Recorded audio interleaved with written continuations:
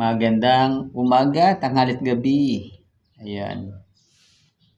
Ito na naman po ang isang order. Ito ay nakasentro sa 155,900. Gandang SWR. Pero pasok naman sa face angle.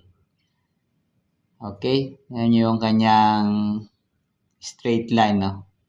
Pareho silang straight line. Maganda hong sinyalis to. Bagamat hindi nakalapit sa zero, pero straight line yung ating face angle. 155,900 ang sentro.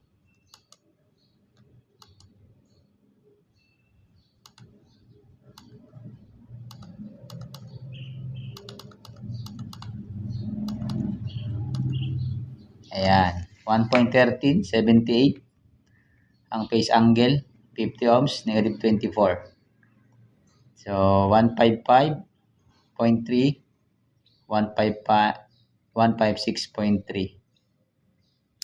Tignan natin kung ano ang range nito.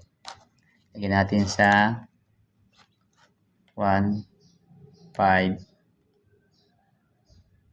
flat megahertz. O, pwede pa. 155, ibaba pa natin. Start 149 megahertz. Ayun. Ay, malayo na pala yan. 155, 149. Ano ba yan? 154 megahertz. Oh, pwede pa. 154, pwede pa. Lagyan natin sa dulo. Oh, mas maganda nga ito.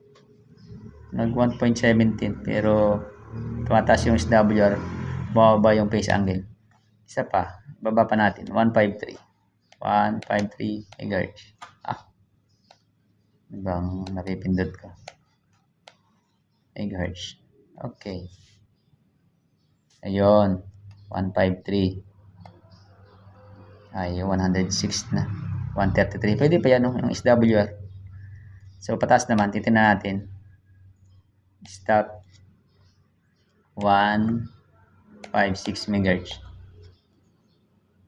Oh, pwede pa. 156. Ang baba pa yan. SWR. 1.12. 157. Stop. 157 MHz. Yun. Pwede pa rin yan. Okay. 1.02. 158 MHz. Yun. O, pwede pa rin 158 MHz. O, 159. Stop.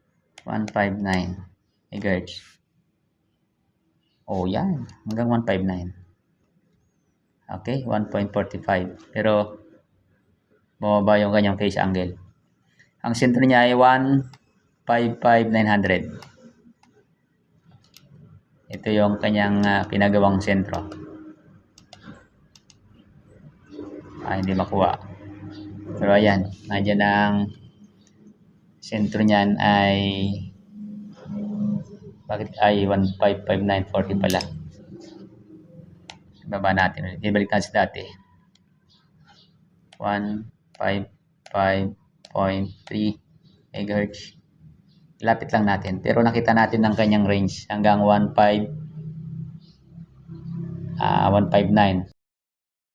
Hanggang 159. Stop.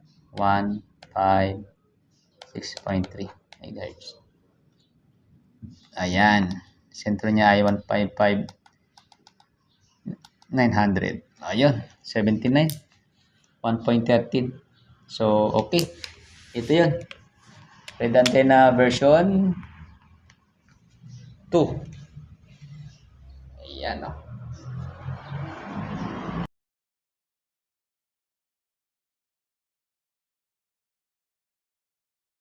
RG8. 10 meters lang ito. Na RG8. Ayan. Diyan siya nakatono. Ayan. Red antenna version 2.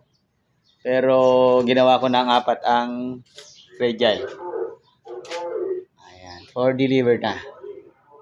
Salamat po muli sa tiwala. Maraming salamat.